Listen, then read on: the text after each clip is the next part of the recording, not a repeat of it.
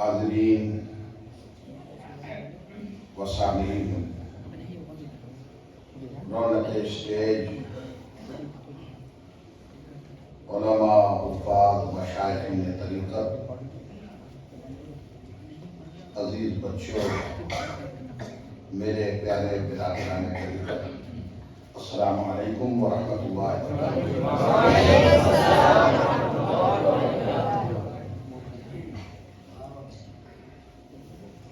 الحمد للہ الذی بیدہ تصریف الاحوال و تخفیف الاسقام، والصلاة والسلام علی من سید الحامل علی محاسن الافعال، وعلى آلہ وصحبہ مظاہرین له فی الصفات والاعمال، اما بعد فاعوذ باللہ من الشیطان الرجیم، بسم اللہ الرحمن الرحیم۔ یا ایھا الذین آمنوا اتقوا اللہ وکونوا مع الصادقین۔ صدق اللہ مولانا العظیم وبلغنا رسولہ النبی الامین الکریم، ونحن علی ذلک من الشاہدین والشاکرین،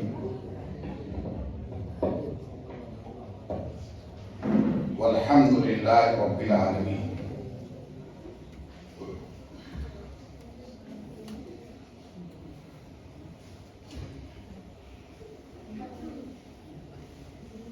چون خواهی تازه داشتن داغ‌های سینه را،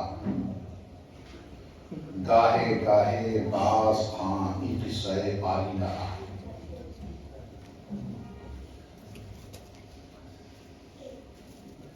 سائیں جی، سلطان جی، تم بڑو غریب نواز۔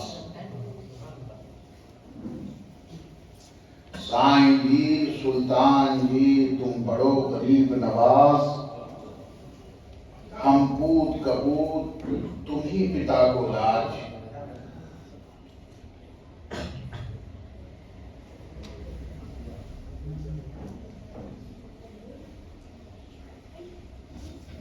بگرداب بلا افتادہ کشتی،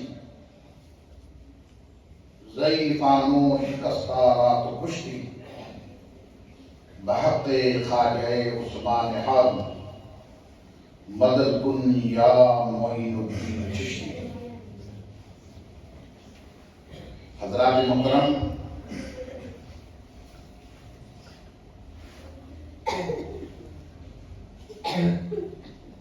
آج کا یہ پروگرام بہت پرانا ہو چکا، ان کو لگتا ہے 25-26 سال سے انجمن خدام حضرت کے 30 سال سے انجمن خدام حضرت کے تحت یہ پروگرام ہوتا آ رہا ہے۔ یہ اور بات ہے کہ حضور قبلہ برادر معظم و مکرم فیض بابو صاحب قبلہ کے جمشید پور آ جانے کے بعد اس پروگرام میں باضابطہ اور نکھار آیا اور باضابطہ منظم طریقے سے ہونے لگا۔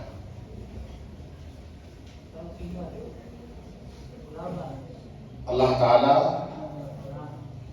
اس پروگرام کی برکتوں سے ہم تمام اسبقی غلاموں کو سرکار غریب نواز کی بارگاہ میں سرخروئی ملے، میری دعا ہے اور التجا ہے غریب نواز۔ تھوڑا سا قریب آ جائیے، قریب آ جائیے، بڑے لوگ بچے سب اٹھ کے بھاگیں گے، آگے سے اٹھ کے بھاگیں گے تو گڑبڑ ہوگا، آگے آ جائیے۔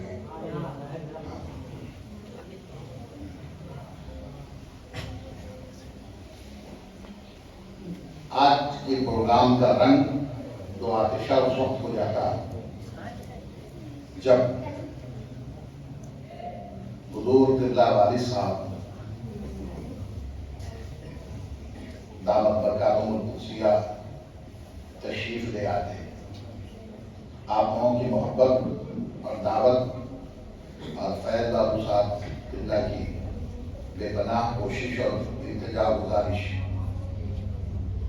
کے باوجود صحت نے ساتھ نہیں دیا اور حضرت اخیر وقت تک چاہ کر کے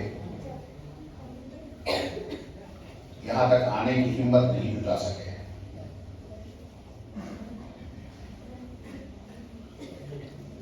بابو صاحب بات کرتے، لوگوں کا اشتیاق، آپ لوگوں کی طلب پہنچاتے تو تیار ہو جاتے، لیکن جب خود اپنی طبیعت اور صحت کا اندازہ کرتے تو پھر کہتے بیٹا نہیں ممکن ہے. 2 روز قبل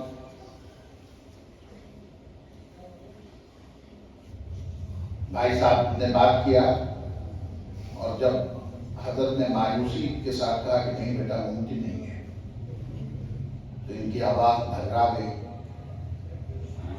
فون رکھنے کے بعد بہت دیر تک خاموش سوچتے رہے. اس کے بعد کہا فائز بابو ایسے ہو گئے، فائز بابو میں ایسا ہے. آواز ایک دم سے ایسی ہو گئی، بیٹے کی محبت نے جوش مارا اور کہا چلیں گے. ہم نے بھی پوری سیٹنگ کر لی، پوری تیاری کر لی، لیکن پھر دوسرے دن اپنی صحت کا اندازہ لگایا اور اس کے بعد کہا کہ نہیں بیٹا ممکن نہیں. تب ہم دونوں نے متفقہ طور پر فیصلہ کیا کہ اب کوئی زبردستی کرنا اور اب کوئی التجا اور گزارش کرنا ان کے ساتھ زیادتی کرنا ہوگا. بہرحال بظاہر موجود نہیں ہیں، لیکن ان کی توجہ اور ان کی دعائیں یہاں موجود ہیں. اور بلکہ اگر صاحب طریقت ہو تو فیض بابو صاحب کی شکل میں وہ خود موجود ہیں. بہرحال وقت کے سرے ایک پروگرام ہوتا ہے. تھوڑی دیر میں موضوع سے لگ کر کے کچھ باتیں عرض کرنے کی سعادت حاصل کرنا چاہتا ہوں. اس سے پہلے اپنے اور ساری کائنات کے مرکز عقیدت ارواحنا فداء جناب محمد رسول اللہ صلی اللہ علیہ وسلم کی بارگاہ بسملہ میں درود پاک کی نظر تشریح پڑھائیں. اللہم صلی علی سیدنا و نبینا و مولانا محمد معدن الجود والکرم منبع العلم والحلم والحکم وبارک وسلم صلو علیہ صلاۃ دائمۃ بدوام الملک الحی القیوم. میں نے آیت کریمہ کی تلاوت کا شرف حاصل کیا کہ یا ایھا الذین آمنوا اتقوا اللہ وکونوا مع الصادقین. اے ایمان والو، اللہ سے ڈرو اور سچوں کے ساتھ ہو جاؤ. ڈرنے کا مطلب یہ ہے اس کے حکم کے پابند رہو، اس کے امر کو حکم کو بجا لاؤ اور اس کے نواہی یعنی جن چیزوں سے اس نے منع کیا ہے اس سے باز رہو. اور اس کی رحمتوں، عنایتوں اور نعمتوں کے امیدوار رہو اور اس کے عذاب اور اس کے عقاب اور اس کی ناراضگی اور اس کے پکڑ سے ڈرتے رہو. اور اس کا صحیح طریقہ اور صحیح حال کہاں ملے گا تو کہا، اور اس کی تربیت اور اس کی پوری طریقے سے پریکٹیکل کہاں ہوں گے تو اس کے لیے جگہ بتایا گیا کہ کونوا مع الصادقین، اور جو اللہ کے سچے بندے ہیں، نیکوکار ہیں، ان کے ساتھ ہو جاؤ. سچوں کی پہلی فہرست انبیاء کرام سے شروع ہوتی ہے، اس کے بعد صحابہ، تابعین، سلف صالحین اور یا امت. یہ لوگ ہیں جو اللہ تبارک و تعالیٰ کی خشیت رکھ کر کے اللہ کے رسول صلی اللہ علیہ وسلم کی اتباع کو بجا لانے والے تھے اور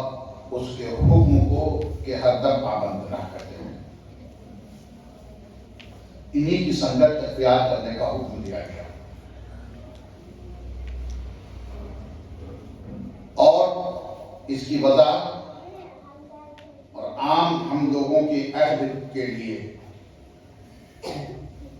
یا جب نفوس قدسیہ جو تھی ان کی جب افراد گنے چنے رہنے لگ گئے، ان کی تعداد کم ہوئی اور دور افراط و تفریط اور انحطاط کا شروع ہوا، اس کے لیے پہلے ہی سے اللہ تبارک و تعالیٰ نے باور فرما دیا کہ وہ متقی اور پرہیزگار لوگ کون ہیں. تو کہا الاولیاء الا المتقون،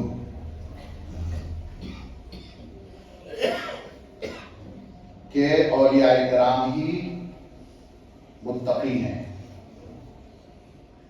اب یہاں پہ ایک بات یہ ہے کہ اولیاء کرام متقی ہوتے ہیں، اللہ سے ڈرنے والے. لیکن جس طریقے سے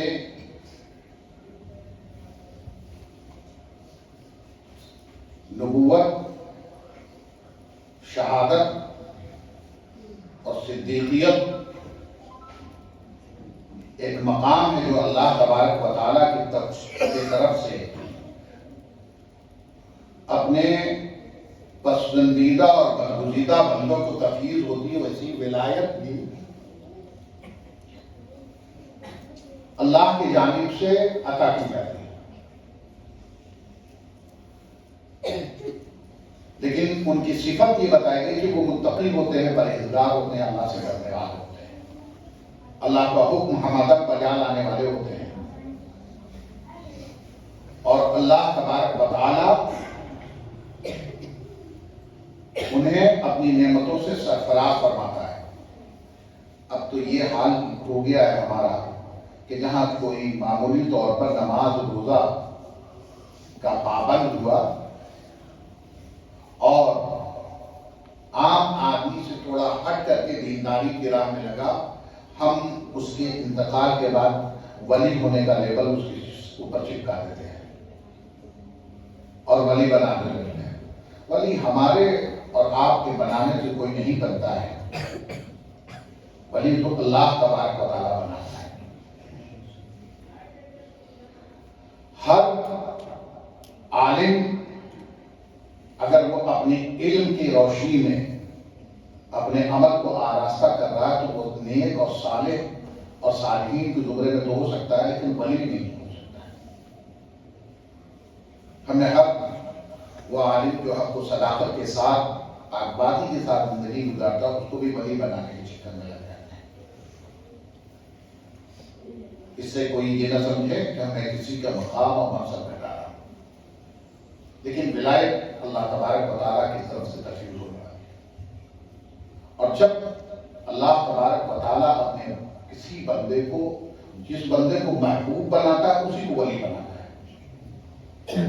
اور اللہ تبارک و تعالیٰ صحیح بخاری اور مسلم شریف کی حدیث کا مفہوم بیان کر رہا ہوں، اور متفق علیہ حدیث کی الفاظ کی جس کو جستجو ہو وہ بخاری میں کتاب الرقاق میں اور مسلم میں کتاب الایمان میں تلاش کر رہے ہیں کہ اللہ تبارک و تعالیٰ اپنے کسی بندے کو جب محبوب اور محمود فرما لیتا ہے تو وہ حدیث کے الفاظ ہیں کہ وہ جبریل کو بلاتا ہے، نادا آواز، اور جبریل جب قریب پہنچتے ہیں تو اللہ تبارک و تعالیٰ حاضر بارگاہ ہوتے ہیں، تو اللہ تبارک و تعالیٰ کہتا ہے کہ اے جبریل میں فلاں بندے کو محبوب رکھتا ہوں، فلاں بندے کو محبوب رکھتا ہوں. جبریل کہتے ہیں میرے لیے کیا حکم ہے؟ تو اللہ تبارک و تعالیٰ فرماتا ہے تو بھی محبت کر، تو بھی محبت کر. اور جب جبریل کے اندر اس حکم کے بعد محبت پیدا ہو جاتی ہے اس بندے کی، تو جبریل پوچھتے ہیں اب کیا حکم پروردگار؟ تو کہتا ہے تمام آسمانی مخلوقوں میں، فرشتوں میں اعلان کر دو کہ اللہ فلاں بندے کو محبوب رکھتا ہے، تم لوگ بھی اس کو محبوب رکھو، تم بھی اسے محبوب رکھو۔ نتیجہ یہ کہ اعلان کرنے کے بعد جبریل آتے ہوتے اب کیا حکم ہے؟ تو اللہ تبارک و تعالی حکم دیتا ہے کہ اب جاؤ اہل زمین میں یہ اعلان کر دو اور میرے بندوں کی محبت اس کے دلوں میں ڈالو۔ یہ اولیاء کرام کی محبت جو ہمارے دلوں میں جاگزی ہے، یہ کسی اور وجہ سے نہیں ہے، بلکہ اللہ تبارک و تعالیٰ کی طرف سے ان کی محبتیں قلب میں ہمارے ڈالی گئی۔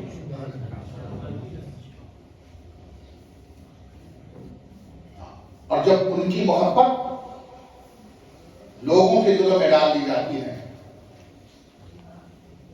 تو صرف یہ نہیں کہ انسان کے دلوں میں محبت ڈالی جاتی ہے، بلکہ ہر مخلوق اور ہر خلقت اسے پہچاننے لگتی ہے اللہ کے ولی ہونے کے حیثیت سے۔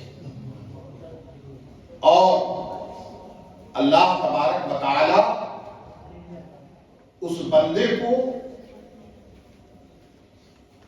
اپنی سلطنت میں عام قدرت اور عام اختیار عطا فرماتا ہے۔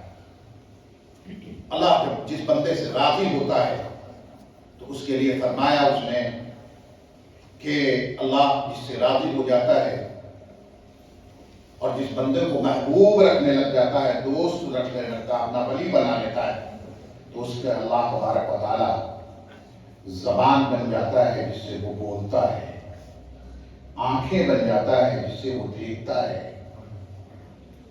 ہاتھ بن جاتا ہے جس سے وہ پکڑتا ہے، پاؤں بن جاتا ہے جس سے وہ چلتا ہے۔ یعنی غرض یہ کہ اس کی تمام قدرتیں اللہ تبارک و تعالیٰ کی عطا سے اتنی بڑھ جاتی ہیں جو عام انسانوں کے وہم و گمان اور دماغ سے بالاتر ہوتے ہیں۔ اور پھر مقبولیت کا یہ عالم ہوتا ہے کہ حضرت سعدی عرصہ رودبار کا ایک واقعہ بیان کرتے ہیں ان الفاظ میں کہ یکے دیدم عرصہ رودبار کہ پیش آمدن بر بلنگے سوار چنا ہال ازام ہال برمن نشش کہ ترسیدنم ز پائے رفتن ببس تبسم کنا دست بر لب گرفت کہ سادی مدار آنچ دیدی شگفت تو ہم گردن از حکم داور مپیچ کہ گردن نپیچت سے حکم تو ہیچ۔ حضرت ثانی کہتے ہیں کہ ایک شخص رود عرصہ کہتے ہیں میدان صحرا جنگل بیابان، کہتے ہیں کہ رودبار کے جنگل میں یا رودبار کے صحرا میدان کو، چٹیل میدان کو بھی دور دور تک کچھ نہ آبادی نہ کچھ نہ دکھائی دی۔ اس میں عرصہ رودبار میں مجھے میرے سامنے ایک شخص آیا اس حال میں کہ وہ چیتے پر سوار تھا، چیتے پر سوار تھا۔ اور جب کہتے ہیں حضرت صاحب کی یہ حال ہم نے جب دیکھا تو خوف کے مارے میرا ہاتھ پیر بن گیا، شل ہو گیا۔ جب خوف زیادہ انسان کے اوپر طاری ہوتا ہے تو وہ بھاگ بھی نہیں پاتا ہے، نہ چیخ پاتا ہے، نہ چلا پاتا ہے، تب بت بنا کھڑا ہو جاتا ہے۔ کہتے ہیں میری سی کیفیت ہو گئی جب میری اس حالت کو اس شخص نے دیکھا جو چیتے پہ سوار ہو کر کے آیا تھا۔ فرمایا سادی تم نے جو کچھ دیکھا ہے اس میں تعجب مت رکھو،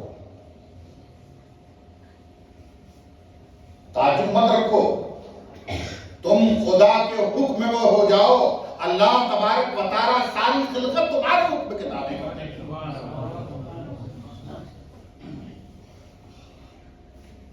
ساری خلقت تمہارے تابع فرمان کر دے گی اور تم خدا کے حکم سے پوری مخلوق تم سے منہ نہیں موڑے گی۔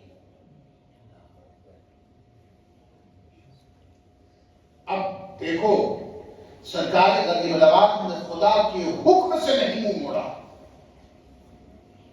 آنا ساگر ان کے حکم میں آ گیا۔ سرکار غریب نواز نے خدا کے حکم سے کبھی نہیں منہ موڑا۔ اونٹ نے اپنی جگہ سے اٹھنا چھوڑ دیا، غریب نواز نے خدا کے حکم سے نہیں منہ موڑا۔ سادھو رام اپنی منتر بھول گیا، خدا غریب نواز نے خدا کے حکم سے نہیں منہ موڑا۔ جوگی اجے پال کھڑاؤں کی زد کے ساتھ قدموں میں آ کر کے گرتا ہے۔ غریب نواز نے خدا کے حکم سے نہیں منہ موڑا۔ جوگی یہ راجہ پتھورا پرتھوی راج چوہان کہ ظلم و زیادتی پر غضبناک ہو کر فرمایا کہ بتندہ گرفتار کردہ بلچ کرے اسلام سپرد ہے، کہ میں نے زندہ گرفتار کر کے لشکر اسلام کے سپرد کر دیا۔ تو شہاب الدین غوری آپ کی بشارت پر آیا ہندوستان، اور اس نے راجستھان پر سوال چڑھائی کی، پرتھوی راج چوہان کا پر فتح پائے اور اسے زندہ گرفتار کر کے قید میں کیا ہے۔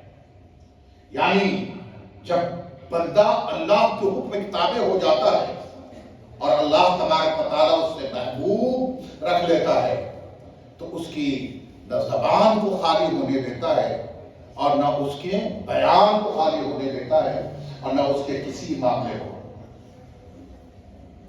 اور اللہ کی طرف سے یہ محبت ڈالی گئی ہے، ہم نے کوئی تعریف نہیں کی ہے۔ اب دیکھیے خدمات بہتوں نے کی، بڑے بڑے سلاطین کے بھی کارنامے ہیں، قرون سے لے کر کے اس وقت تک اب تک کا ان کے کارنامے ہیں۔ اور پھر اگر انعام سے کسی کو فائدہ ہوتا ہے تو وہ اپنی ذات تک یا اس کے ایک نسل تک یا دو نسل تک وہ محبت منتقل ہوتی ہے، اور لوگ اس کے حکم کے تابع ہو کر کے، اس کے احسان مند ہو کر کے، اس کے خاندان ایک نسل دو نسل تین نسل تک احسان مند ہوتے ہیں، اور اس کے بعد لوگ اس کو بھول جاتے ہیں اور تاریخ اس کو مسخ کر دیتی ہے۔ اور جب کبھی تاریخ کے اوراق میں تلاشنا پڑتا ہے تو بہت جستجو و تتبع کے بعد، تحقیق کے بعد کچھ واقعات ملتے ہیں، کچھ نہیں ملتے ہیں۔ لیکن یہ اللہ ہی کا احسان ہے نا کہ غریب نواز کے خدمت کا دائرہ تقریباً 900 سال پہلے ختم ہوا، لیکن 900 سال تک، 900 سال بعد بھی آپ کے دہلیز کے بھکاری نہ کم ہوئے، نہ حاجتی کم ہوئے، نہ مراد پانے والے کم ہوئے، نہ ان کے در میں سوال کرنے والے کم ہوئے، نہ ان کا رنگ کم ہوا، نہ رانائی کم ہوئی۔ یہ کیا ہے؟ تو حکم دعوت، تو گردن سے حکم دعوت بتے کہ اللہ کے حکم سے تم اپنی گردن کو مت پھیرو، اللہ تبارک و تعالیٰ کسی کی بھی گردن کو تم سے نہیں پھرنے دے گا۔ اب یہ معیار پر اگر ہم اپنی زندگی کا جائزہ لیں تو ضرور ہم اولیاء امت کی نام لیوا کہلاتے ہیں اور نام لیتے ہیں، دم بھرتے ہیں، لیکن حقیقت معلوم ہے صرف زبان کی تک قلب تک معاملہ نہیں ہے۔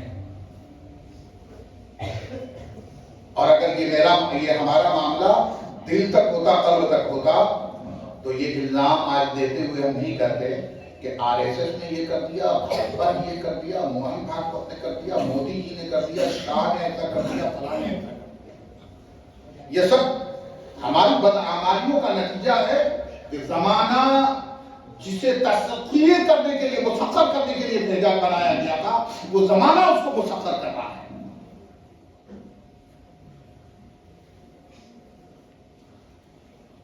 سنو، شہاب الدین غوری سرکار غریب نواز کے بلانے پہ آئے، یہ اشارہ تھا، یہ بلاوا تھا، اور یہ فرمان غریب نواز نے فرمایا، بزندہ گرفتار کردہ بلشکر اسلام سپردین، یہ شہاب الدین غوری نے بھی خراسان میں بیٹھے بیٹھے خواب میں دیکھا کہ یہ غریب نواز بلا رہے ہیں ہندوستان اور فتح مندی۔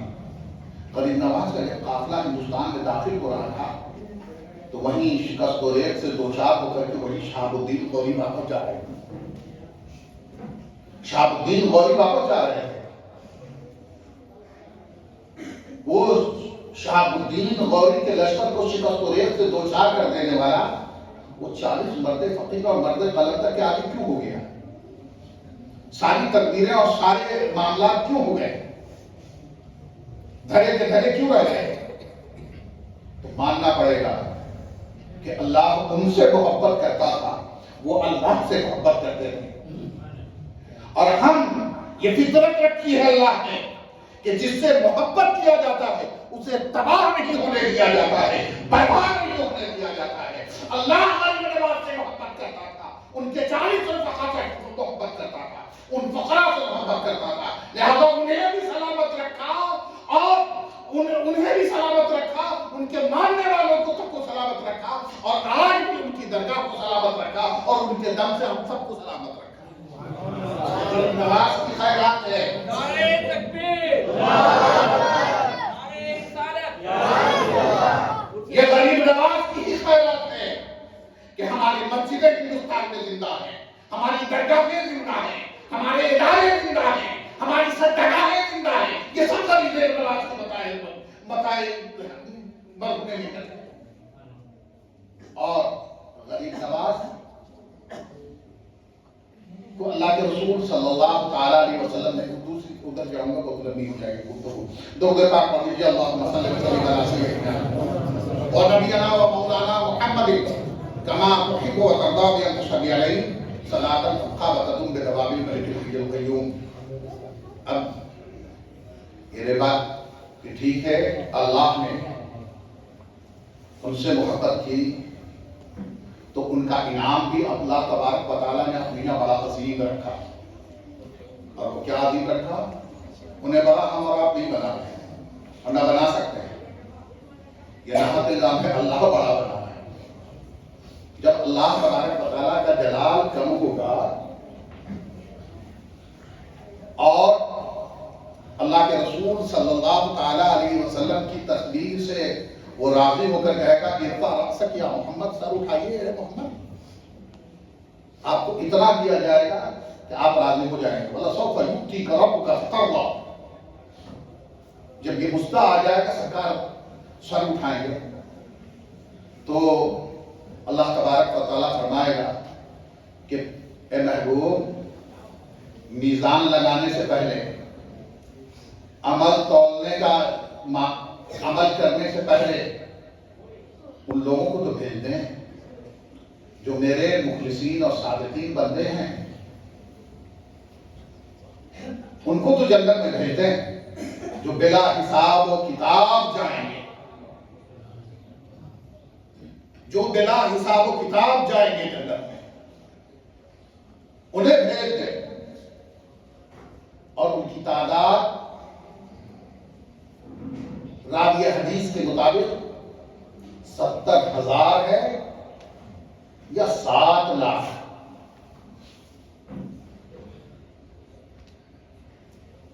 یہ بخاری مسلم کی حدیث ہے، جستجو کرنے والے پالے ہیں، آج کل تو بہت آسان ہو گیا، سمجھا؟ 70,000 ہوتے یا 7 لاکھ، اس میں اگر صحابہ کی ذات ہوتے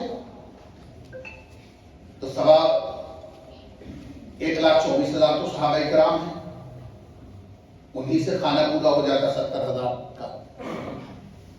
تو صحابہ اس سے صرف مراد نہیں ہے، صحابہ اس سے مراد نہیں ہے، صحابہ تو ہی شامل ہو تو اللہ کے رسول صلی اللہ علیہ وسلم کی مائیت میں گئے۔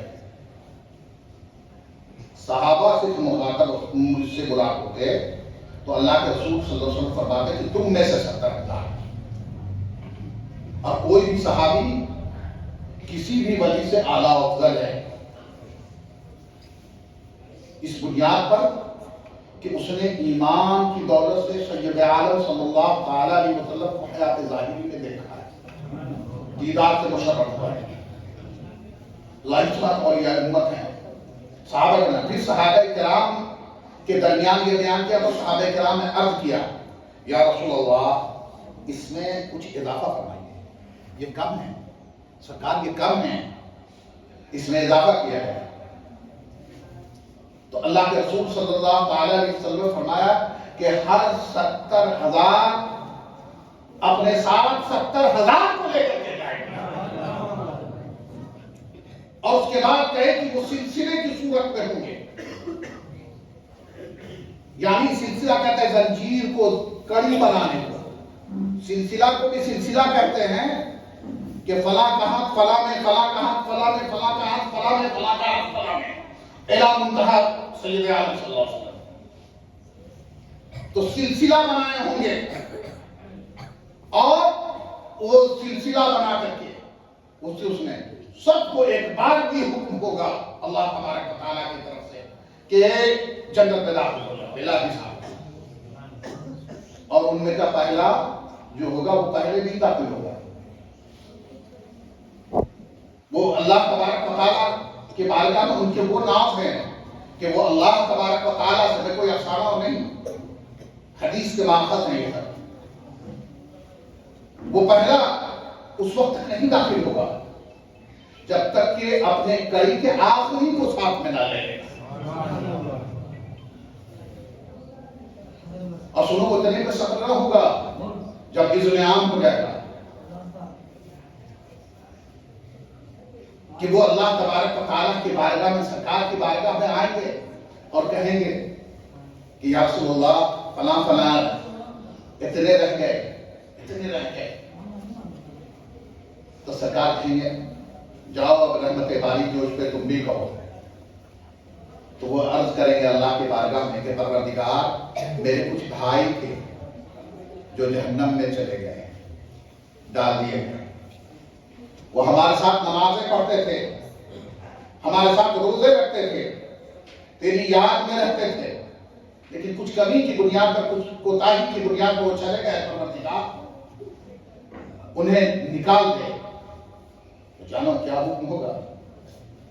کہیں گے جاؤ، حکم ہوگا اللہ تبارک و تعالیٰ کا، یہ حدیث قدسی ہے، بخاری مسلم میں دونوں میں درج ہے کہ اللہ تبارک و تعالیٰ کا حکم ہوگا جاؤ جس کے دل میں ایک دینار کے برابر بھی ایمان ہے، ایک دینار کے برابر بھی ایمان ہے، اس کو نکالو۔ تو وہ جائیں گے، اور جانے کے بعد اور اللہ تبارک و تعالیٰ جہنم کو پہلے ہی حکم دے دے گا ایسے بندوں کے جس کے دل میں ایمان ہے کہ ان کے قدم کو، پنڈلیوں کو تو آگ چھوئے گی، لیکن ان کے چہروں کو آگ نہیں مس کرے گی۔ ہمارا پورے ہوں گے تو صدر تک، کمر تک، کسی کے گھٹنے تک آگ پہنچے گی، لیکن چہرے مست نہ ہوں گے، اس لیے کہ اللہ جانتا تھا کہ میرے دوست آئیں گے اور اپنے ماننے والوں کی درخواست کریں گے، تو چہرے مست ہوں گے تو وہ پہچاننے میں انہیں دشواری ہوگی۔ جہنم کو حکم ہوگا چہرے نہ جلاؤ، تو وہ جن جن کو پہچانیں گے اور ان کے دل میں ایک دینار کے برابر بھی ایمان ہوگا اسے نکال دیں گے، لیکن وہ اللہ تبارک و تعالیٰ سے اتنا لاڈ کریں گے کہ اتنے کا دل نہیں بھرے گا، کہیں پروردگار کچھ اور رہ گئے۔ پھر حکم ہوگا جاؤ جس کے دل میں آدھا دینار بھی ایمان ہے اسے بھی نکال لو۔ جن کو پہچانیں گے، یہ کہا کہ کما یعرفونہ، ان میں سے جن کو پہچانیں گے ان کو نکال لیں گے، کھول ڈھونڈ کر کے نکال لیں گے۔ اس کے بعد کہیں گے کچھ اور بھی چھوٹ گئے، تب اللہ تبارک و تعالیٰ کی رحمت جوش میں آئے گی اور فرمائے گا جس کے اندر مثقال حبۃ، مثقال ذرۃ، جس کے دل میں رائی کے دانے کے برابر بھی، ذرہ برابر بھی ایمان ہے، یعنی اب جو بچ جائیں گے صرف مشرکین بچ جائیں گے، یا اولیاء کرام، یہ محبوبان خدا نکال گئے۔ اب اس میں ایک بات اور کرنے کی، جن کو پہچانیں گے، جن کو پہچانیں گے، تو بھائی غریب نواز کیسے پہچانیں گے؟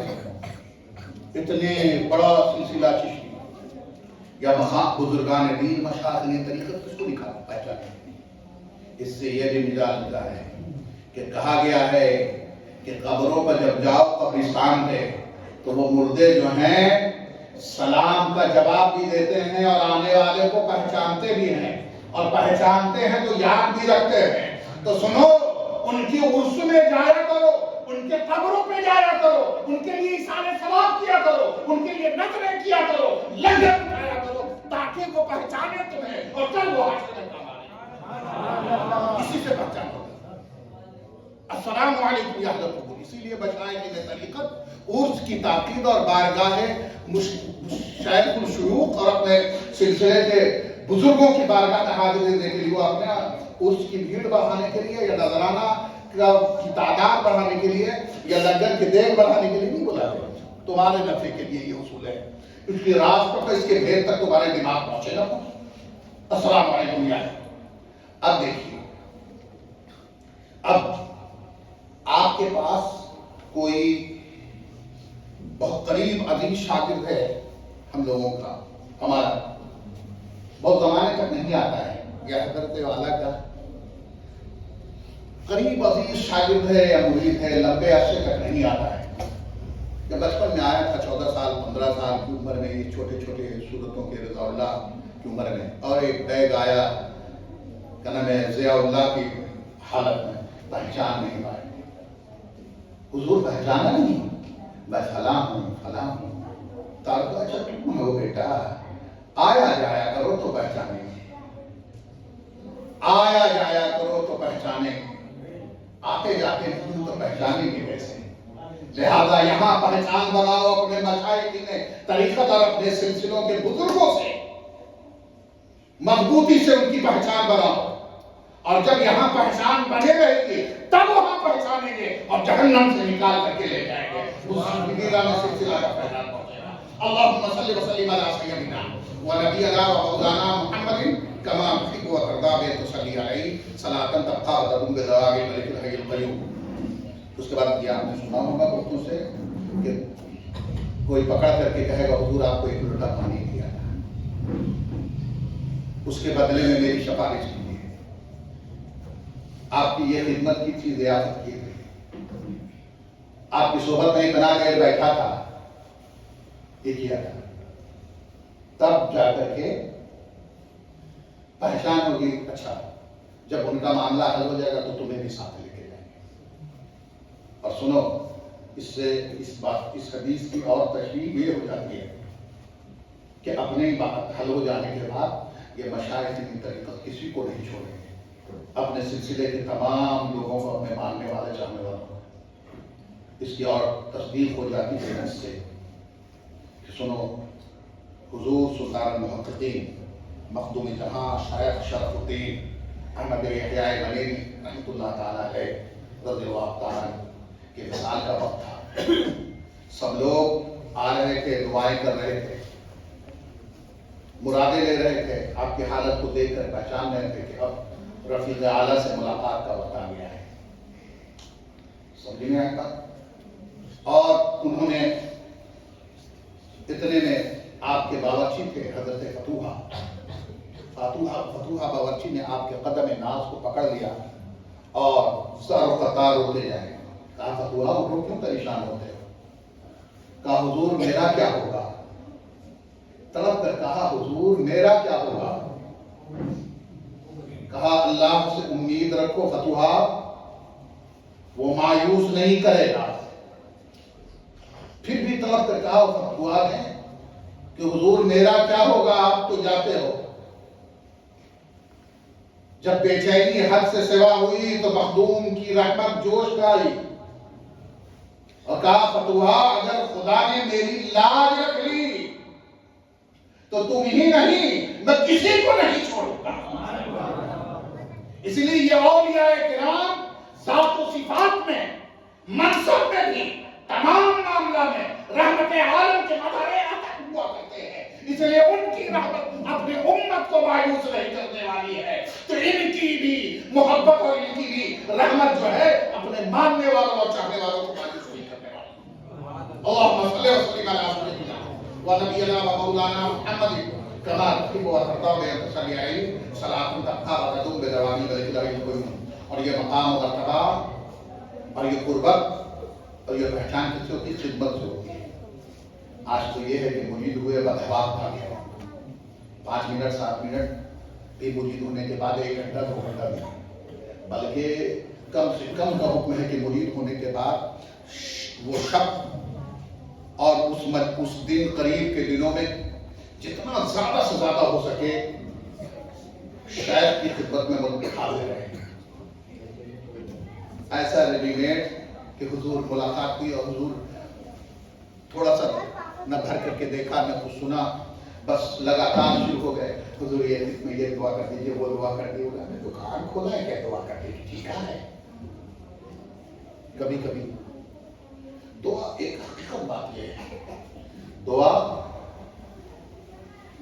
کرائی بھی جاتی ہے، دعا ہو جاتی ہے. کام میں اور خدمت میں ایسے لگے رہو کہ آدمی ایک آن میں نواز دے. سمجھا؟ ایک بات. دوسری بات یہ ہے کہ مشائخ طریقت کی صحبت میں رہو، ان کے طور اور طریقے اور ان کے انداز کو سیکھو. ہمارے سرکار حضور شیخ الجن والانس قطب عالم سیدنا خواجہ شاہ قیام مصطفی الصادقی چشتی رضی اللہ تعالیٰ عنہ فرماتے ہیں کہ مرید کو چاہیے کہ وہ تمام امور شریعہ میں اور امور طریقت میں اپنے پیر کا نقش قدم پر پابند رہے اور پیر کے موقف پر قائم رہے، اور پیر کے موقف کے علاوہ اگر کوئی چیز مسموع ہو تو اس پر دھیان نہ رکھے، کام نہ کرے. اب یہاں پر سب استقیم ہم کو بتا سکتے ہیں، مولانا حسن صاحب سے شروع کریں کہ بہت سارے مسائل میں اور بہت سارے معاملات میں یہ حالات اور جو رونما ہو رہے ہیں اندر سے باہر تک، آپ کے پیر صاحب کا کیا موقف آپ جانتے ہیں؟ ہاتھ چوم لیا، مرید ہو گئے. یہ کافی نہیں ہوتا ہے خدمت میں. اور یہ جب ہوتا ہے ایک لمبی مدت. سرکار غریب نواز 15 سال کی عمر میں یتیم ہوئے اور چند سال ہی مان لیجیے کہ 5 سال زیادہ سے آگے آپ نے اپنی جو وراثت میں پنچکی اور باغ ملا تھا اس کی سیریابی کی. اس کے بعد یہ بھی عجیب تماشا ہے، مجھ کو سمجھ میں نہیں آتا. میران تم بتاؤ کہ سالکوں کی رہبری کے لیے مجذوب کیوں لگائے جاتے ہیں؟ ایک مجذوب آپ کے باغ میں والد ہوئے، انہوں نے آپ کو دیکھنے کے بعد پہچان لیا کہ یہ تو بادرزار ولی ہے. غریب نواز نے اس مجذوب کو اپنے باغ میں بیٹھایا اور انگور پیش کیا اور جو پھل میسر تھے پیش کیا. اس فقیر نے انگور نوش فرمایا اور اس کے بعد کچھ حصہ اپنی منہ سے چبا کر کے نکال کر کے غریب نواز کے منہ میں ڈالا اور کہا، بیٹا آپ اس کام کے لیے نہیں بھیجے گئے ہیں، آپ اس کام کے لیے پیدا نہیں کیے گئے ہیں، یعنی کہ پنچکی چلائیے اور کیجیے. ایک خلق کے آقا اور مقتدا بننے کے لیے پیدا کیے گئے ہیں. ایک قوم اور ایک بر اعظم کو اسلام کی دولت سے سرفراز کرنے کے لیے پیدا کیے گئے ہیں. لہذا جائیے، آپ کی منزل آپ کا انتظار کر رہی ہے. اور غریب نواز نے سب کو بیچا ہے، فروخت کیا ہے، کچھ زادرات کے لیے رکھا ہے، کچھ کو حقداروں کو دیا ہے اور باقی کو راہ میں خرچ کرنے کے بعد نکل پڑے ہیں. بغداد آئے، علم حاصل کیا. اس کے بعد مدینہ منورہ تشریف لے گئے، وہاں 3 سال تک درس حدیث دیا ہے۔ غریب نواز کو صرف بابا کا سمجھنا، وہ 3 سال تک درس حدیث دیا ہے۔ اور وہ زمانہ تھا کہ بڑے بڑے محدثین، صالحین، صاحب وقت، صاحب تاج زندہ تھے، اور وہاں مدینے کے رونق بخش رہے تھے درسگاہ کو، اور وہاں غریب نواز نے درس دیا۔ اس کے بعد پھر پیر کی تلاش میں نکلے ہیں، تو حضرت آپ کی تلاش ختم ہوتی ہے حضرت خواجہ عثمان ہارونی کے بارے میں۔ حضرت خواجہ عثمان ہارونی کی بارگاہ میں پہنچتے ہیں وہاں، اور اس وقت آپ جب بغداد میں والد ہوئے ہیں تو وہ 562 کا زمانہ کا ہجری تھا، اور 1961 میں سرکار غوث العظم کا وصال ہو چکا تھا۔ 1 سال بعد تشریف لایا بغداد میں، اور حضرت خواجہ عثمان ہارونی اس وقت وہاں مقیم تھے، اور پیر کی خدمت میں حاضر ہوئے، مرید ہوئے۔ اور سنو، مرید ہونے کے بعد شیخ نے بہت ساری تکمیلیں کرائیں اور بہت مدت تک رکھا۔ ایک مدت تک رکھنے کے بعد فرمایا کہ کوئی 2 انگلیوں کے درمیان دیکھو کہ بیٹا معین الدین کیا دیکھتے ہو؟ کہا سرکار آسمان دیکھتا ہوں اور کچھ بھی نہیں۔ اس کے بعد نیچے کہا اس انگلیوں کے بیچ سے دیکھو کیا دیکھتے ہو؟ کہا حضور زمین کی سطح دیکھتا ہوں اور کچھ بھی نہیں۔ اس کے بعد شیخ اس دن جوش میں تھے، ان کی دریائے رحمت جوش میں تھا، سینے سے لگایا اور لگانے کے بعد چمٹایا ہے، کہا بیٹا معین الدین کیا دیکھتے ہو؟ کہا عرش اعظم اور اس کے محاسبہ دیکھتا ہوں، اور نیچے کہا دیکھو بیٹا معین الدین کیا دیکھتے ہو؟ کہا میں تجھرا دیکھتا ہوں، یعنی بلی کی نگاہوں کو کشاد کر دیتا ہے۔ یہ جب آیا، اور اس کے بعد بھی 22 سال تک آپ شیخ کی خدمت میں رہے، اور جب شیخ کی خدمت میں رہے اور شیخ بارگاہ رسالت میں لے کر کے پہنچے، تب باریابی ہوئی اور بے حجابانہ سرکار دو عالم صلی اللہ علیہ وسلم کے دیدار کو مشرف ہوئے۔ پردے اٹھے، اندر طلبی ہوئی اور بے حجابانہ دیدار سے مشرف ہوئے، اور سرکار دو عالم صلی اللہ تعالی علیہ وسلم نے آپ کو انعامات اور اکرام سے نوازا، اور اس کے بعد پھر وہاں سے رخصت کیے گئے۔ پھر چند سال کے بعد پھر آپ کو طلبی ہوئی بارگاہ رسالت سے، اور جب آپ حاضر ہوئے مدینہ منورہ اور در رسول پر سلامی پیش کی ہے، تو اندر سے آواز آئی ہے کہ وعلیکم السلام یا قطب المشائخ، اے مشائخوں کے قطب اندر تشریف لے آئیے، وعلیکم السلام۔ اور اس کے بعد اللہ کے رسول صلی اللہ تعالی علیہ وسلم نے آپ کو ہند کی بشارت دی ہے اور ہند کی طرف تشریف۔ اور لوگ کہتے ہیں کہ ولایت کا سب سے اعلیٰ مقام غوثیت ہے، غوثیت ہے بلا شبہ، لیکن ولایت کے منتہا مقام جو ہے قطب ہے، اور وہ کتب میں بھی 7 کتب ہوتے ہیں، اور اس میں ایک قطب الاقطاب ہوتا ہے، اور اسی قطب الاقطاب کو غوث بھی کہتے ہیں۔ سمجھ میں آئے بات؟ اور یہ منصب ہر دور میں اس کے دور کے اعتبار سے یہ بدلتا رہتا ہے۔ اس کی طرف جاؤں گا مطلب یہاں کے بہت سارے اقوال وغیرہ نقل کرنے پڑیں گے، تو لمبی گفتگو ہو جائے گی، میں اختتام کو پہنچنا چاہتا ہوں۔ درود پاک اللہم صلی علی سیدنا و نبینا و مولانا محمد المعدن الجود والکرم ما بعد العلم والحب والحب وبارک وسلم صلوا علیہ صلاۃ دائمۃ بدوام الملک الحی القیوم۔ اس کے بعد وہاں سے رخصت کیا ہے۔ ایک اور بھی روایت ملتی ہے کہ حضرت خواجہ عثمان ہارونی رضی اللہ تعالیٰ لے کر کے سفر میں نکل رہے تھے، اور معبد ایک ظاہر ہوا، اور آپ کے ساتھ حضرت خواجہ عثمان ہارونی کے ساتھ حضرت سرکار غریب نواز کے علاوہ ان کے 40 خلفاء تھے، اور آپ بلا جھجک اس معبد میں، مندر میں، بتخانے میں داخل ہو گئے اور دروازہ اندر سے بند کر لیا، تو 40 میں سے 39 باہر کھڑے ہوئے، کہ میرا پوری تو مرتد ہو گیا، پیر سے کیا لینا دینا بھی ہے. لیکن ایک بندہ تھا جس کو کہا گیا تمام معاملے میں پیر کے متبع رہے، وہ گھومتے رہے. اس کا کچھ دیر کے بعد دروازہ کھلا، کہا کوئی ہے کہ سبھی چلے گئے؟ کوئی ہے کہ سبھی چلے گئے؟ تو آپ نے آواز دیا سرکار معین الدین حاضر ہے، سرکار معین الدین حاضر ہے. کہا بیٹا اندر آ. پوچھا سب چلے گئے تم کیوں رہ گئے؟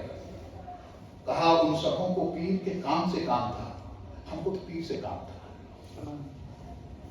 اس کے کہا اندر آ جاؤ. اور جب اندر آئے تو دیکھا کہ وہ بندر نہیں، بتخانہ نہیں، معبد نہیں کافروں کا، بلکہ دیکھا ایک بقعہ نور کمرہ ہے، منبر سجا ہے، اور وہاں اینوان کے مالک سید عالم سید انس و جان سرکار دو عالم احمد مصطفیٰ محمد مصطفیٰ صلی اللہ تعالی علیہ وسلم جلوہ فروز ہیں. اور حضرت عثمان خواجہ عثمان فرماتے ہیں بیٹا معین الدین اینوان کے مالک جلوہ فروز ہیں، ان کے قدم ناز کا بوسہ. آپ بجائے اس کے کہ سرکار دو عالم صلی اللہ علیہ وسلم کے قدم ناز کا بوسہ دیتے، آپ نے ان کے قدم ناز کا بوسہ دیتے. اس کے بعد فرمایا بیٹا معین الدین جائے ادب ہے، یہ وہ مقام ہے کہ ادب گاہست زیر آسما عرض عرش نازک تک نفس گم کر دمی آیت جنید و باجزی ریجا. یہاں کی بے ادبی، یہاں زور سے سانس لینا بھی سوء ادبی ہے. بیٹا معین الدین میں چاہتا ہوں سرکار دو عالم صلی اللہ علیہ وسلم کے قدم ناز کو بوسہ دو. پھر آپ نے شیخ کے قدم کو چوم لیا.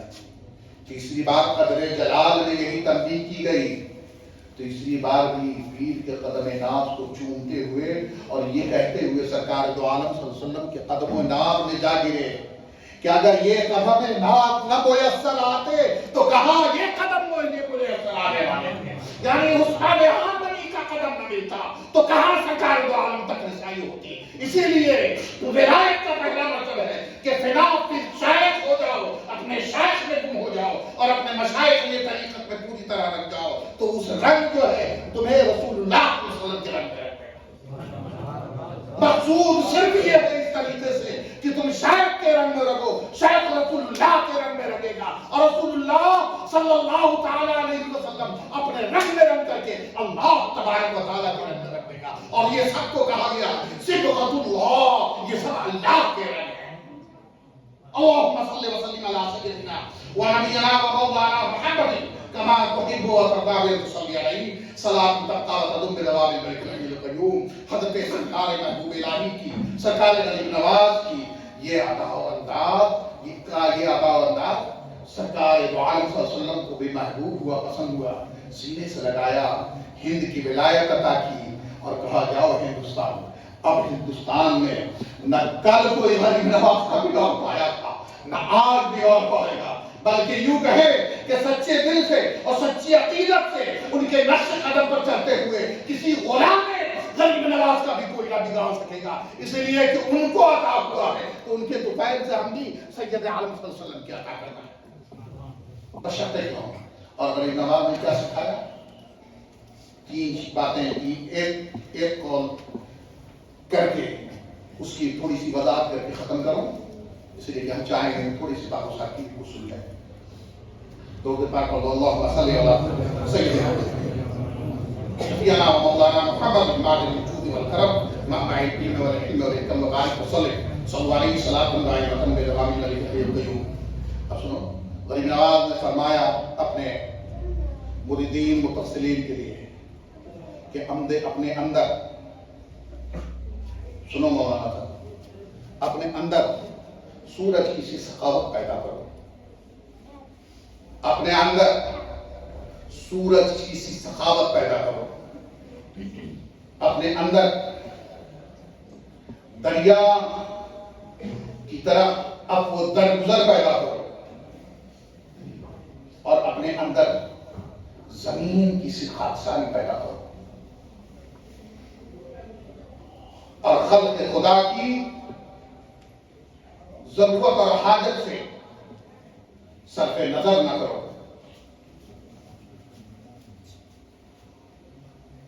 سورج کی سی سخاوت کا مطلب یہ ہے کہ سورج ایسا سخی ہے کہ وہ جب طلوع ہوتا ہے تو اس کی کرنیں یہ نہیں دیکھتی ہے کہ کون اللہ کو ماننے والا ہے کون نہیں ماننے والا ہے، کون اپنا ہے کون بیگانہ ہے، کچھ نہیں. بس اسے کام ہے روشنی پھیلانا، کرنیں ڈالنا، شعاعیں ڈالنا. وہ اپنی شعاؤں کو بکھیر دیتا ہے کل کے خدا. نہ خطے کی تمیز، نہ رنگ کی تمیز، نہ نسل کی تمیز، نہ مذہب کی تمیز، کسی چیز کی نہیں. لہذا لوگوں میں بانٹتے وقت، سخاوت کرتے وقت چہرے نہ دیکھو، چہرے نہ دیکھو. تو کرام نے بھی صدقہ نافلہ میں، واجبہ میں تو قید لگائی ہے کہ مسلم کے علاوہ کسی کو نہ دو، لیکن صدقہ نافلہ میں کہا ہے کہ اس میں کوئی تفریق نہیں ہے، جسے چاہو جو حاجت نظر آئے اسے. کہا کسی کو ایسی سخاوت پیدا کرو. اور اب وہ درگزر سمندر کی طرح. سمندر کیا ہے؟ اس میں جاؤ نہانے، کتنوں میل لے کے جاؤ، کتنوں کچیل لے کے جاؤ، گندگیاں لے کے جاؤ، وہ سب دھو دیتا ہے، پاک کر دیتا ہے. لہذا اے میرے چاہنے والوں، اے میرے ماننے والوں، اے میرے مریدوں، اے میرے معتقدوں، تمہارے ساتھ کوئی ظلم کر دے، کوئی زیادتی کر دے، کوئی جبر کر دے، کوئی تمہارا حق پامال کر دے، تم اس کے حق کو درگزر گزارو اور اسے معاف کر دو، اسے پاک کرو. اور تم اسے معاف کرو گے، خدا تمہیں معاف کرے گا. اس کے بعد آگے آؤ، فرمایا زمین سی انکساری پیدا کرو. بات بات میں جو ہمارا عزت نفس بڑا کتا ہے، ہم کو اچھا بولا، پھلنوا کی یہ اوقات. ارے بھائی میرے، دنیا میں جتنی ہم کچھ دکھا لے، اس کی کوئی حقیقت نہیں ہے. مرنے کے بعد سوا گز زمین کے اندر ہمیں بھی جانا ہے اور آپ کو بھی جانا ہے، اسے بھی جانا ہے جس سے ذلیل حکم ہے. اسی لیے تو کہا ہے حضرت صحابی نے، جب انجام کار ایک ہی ہے کہ مرنا ہے اور مٹی کے اندر جانا ہے، تو چھ برتب مردم چھ بر ہوئے خاک، کیا تخت شادی پر نرم گدو داغ گدے پہ مرنا، اور کیا زمین اور دھول میں کیچڑ میں ایڑی رگڑ کر کے مرنا، سب برابر ہے.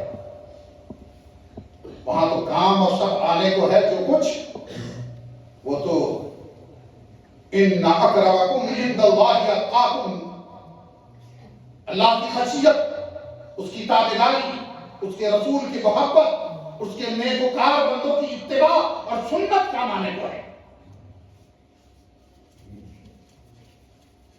کچھ بھی کام آنے کو ہے. اس لیے تھوڑی سی چیز میں جو ہم لوگوں کی عزت نفس جب جاتی ہے اور ہم ٹیڑھے ہونے لگتے ہیں، کہا یہ زیب نہیں دیتا ہے تمہیں، تم اپنے اندر زمین کی طرح خاکسار انسان کرو. زمین تمہاری کتنی ضرورتیں پوری کرتا ہے، پھل اگا کے دیتا ہے، اناجیں اگا کر دیتا ہے. زمین تمہیں چلنے کے لیے اپنا سینہ کھول دیتا ہے، محل بنانے کے لیے اپنی سینے کو چاک کر کے دیتا ہے. اس کے بعد تم اس پہ تھوک دیتے ہو تو بھی برداشت کر دیتا ہے، غلطیں کرتے ہو تو بھی برداشت کر لیتا ہے، اور اپنے آپ کو اپنی زمین اور اپنا سینہ اور اپنا ذات تمہارے لیے کبھی تنگ نہیں کرتا ہے. لہذا سنو، اگر کسی سے کوئی غضب رکھے تو وہ اپنے ایگو کو ہٹ مت کرو، اپنے آپ کے اندر خاکساری اور انکساری زمین کسی پیدا کرو کہ ہم کیا ہیں، ہم کی چیز کیا ہے. اور بزرگوں کا پہلا تھا کہ خاکسارہ میں جہاں را بحقارت من کر، کسی کو ذلت کی نگاہ سے مت دیکھو. پتہ نہیں وہ کون، اس کے ظاہر حال ضرور پھٹے حال ہو سکتے ہیں، لیکن اس کا کنیکشن اپنے رب کے ساتھ کتنا مضبوط اور کیسا ہے کون جانتا ہے، کس حال میں ہے لوگ.